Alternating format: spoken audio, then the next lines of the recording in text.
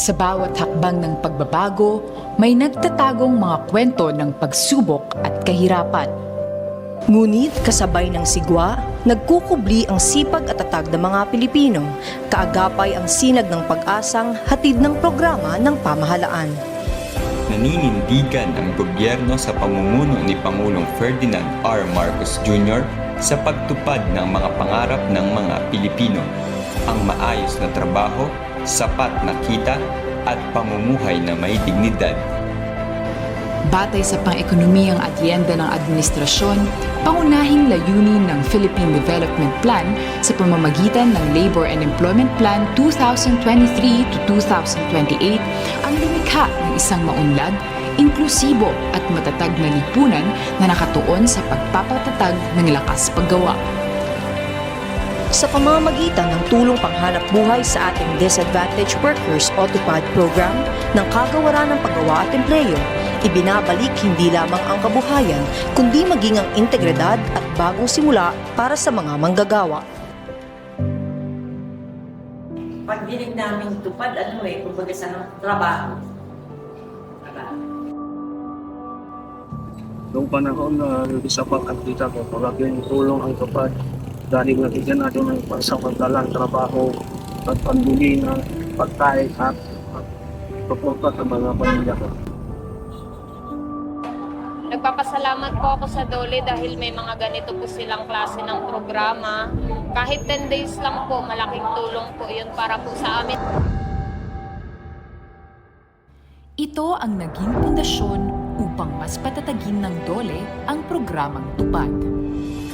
Sa ilalim ng kasalukuyang administrasyon, milyon-milyong benepisyaryo ang nabigyan ng tulong panghanap buhay na may pondong inilaan na mahigit ilang bilyong piso. Sa taong 2025, 15% ng mga benepisyaryo ay mula sa ika-4 hanggang ika-6 na klaseng munisipalidad. Sa pagkakapit-bisig ng mga ahensya, mas pinagtibay ng kagawaran ang implementasyon ng programa. Kasangga ng bawat manggagawa tuwing panahon ng kalamidad. Tumulong po ako sa rehabilitasyon sa aming lugar na nasalanta ng bagyong Nando. Malaking tulong po itong tupad upang makapagsimula po kaming muli. Nagsisiguro ng maayos na kalikasan na pangunahing pinagkukuhanan ng produkto. Nagtatanim po ako ng palay at nagpapasalamat po ako dito sa TUPAD, sa pangunguna ng DOLE kasi malaking tulong po ito sa amin sa pagbili ng mga abono, mga inputs namin para sa palay niya. Nung nag-umpisa po kami kaya hindi na lang kami pong huli. Saka kami po ginawang kubo. Yung lawa pong ininami akong sandbag. Baka nita ba buran o kaya ating bagyo, kaya ako ining lawang ini. Nagpapalago ng mga tanim sa komunidad na sumasagot sa pang-araw-araw na pagkain. Binigay sa amin na tulong ay ginamit namin ito sa aming samahan na nakabuo na dating nabuo po ng Sustainable Livelihood Program ng DSWD at kasama ang aming barangay na ginawa namin community garden at araw-araw po ang ginawa namin ay nagtatanim kami ng mga gulay. Tumutugon sa isyu ng kagutuman. Pagi sa tupad, nakabakal ako bugas, kag bulong sang akong kabataan. Salamat sa DOLE TUPAD. Tumutulong sa pagpapanatili ng maayos na serbisyong publiko. Dako nga bulig ang nahatag ha ako ng pamilya nga komunidad ini nga TUPAD. O dako gihapon ang ako nabaruan nga mga good practices nga gin-share na akong beneficiaries.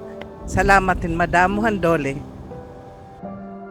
Nagpapatunay na may kabuhayan sa kalikasan. Alam ang trabaho din sa TUPAD, sinani mag-garden, then mag-patting. Then dako kayo katabang ang TUPAD sa muat, labi na sa financial. Dako kayo nga mong pasalamat sa TUPAD.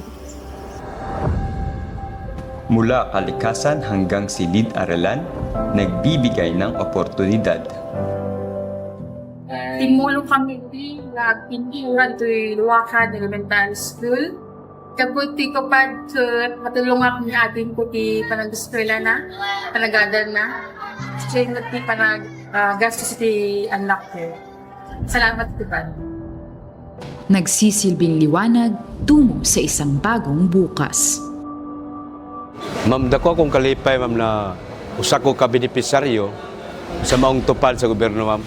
Abi na ako, ma'am, sa isip ko sa kapiniriso, wala na may na makuha, ma'am, or ganti gikan sa gobyerno. Pero mali di ako mga pangunahon na, ma'am. Dako akong pasalamat sa gobyerno, ma'am, na kitagaan nila o oras or gigahinan o grasya, ma'am, na makakaton mi, makakapot na mo ang kwarta gikan sa gobyerno, ma'am, biskan piniriso mi, ma'am. Sa napulo kadlaw nga among gitrabaho, sir, ang among gitrabaho dito na gardening. Ang among gipangtanom dito, sir, is mais, kamote, lupya para sa among para sa aning programa, sir. Daghan akong natun-an, sir, siyempre na hibalaan ako kung unsaon di ay sa pag himo o garden, unsaon sa pagpananom, o unsaon di ay sa pagplat sa mga kaning sayota nga para gardenan sa maong mga tanom, sir. Maka-rekom ko ani og daghan pa akong mahimong maka-aghat sa mga kauban nga dako gyud kay makatabang ni sa kanang lain-lain nga mga lugar, dili lang sa Claveria, dili lang sa Hinguog, kung dili bisan asa nga mga lugar, ilabi na sa mga nanginahanglan pud og tabang og walang-wala gyud sa kasamtangan karon, sir. Og dako kay gid ni nga tabang sa ilaha, sir. Naka-appeal sa tupad program sa DOLE as exited or move out na sa 4-piece. Dako ang sa ako lang dako og natabang ang tupad, sweldo namo sa tupad, nakapalit ko bugas, siyempre mo ginay kinahanglan. Tabang ko to siya pagpa-check up sa akong anak kay natulong siya nga check up dako kay katabang niya uban pa na mga kinahanglan sa balay. Dako siya katabang. At higit sa lahat, nagiging tulay tungo sa isang pangmatagalang pangkabuhayan. Ako po ay dating OFW na dati nagtrabaho ko sa barko, kaso lang ako ay nawalan ng stable job dahil sa pandemic. Sa ngayon ako ay nag-aaral ng construction, painting. Dito, habang kami ay nag-aaral, may may sahod na malaking bagay sa amin para panggastos namin araw-araw.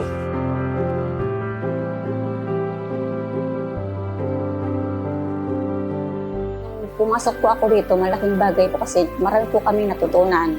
Kagaya po ganito ng pagluluto po dito ng donut, malaking bagay po sa amin kasi pwede po namin i-apply yung sarili namin pang araw-araw.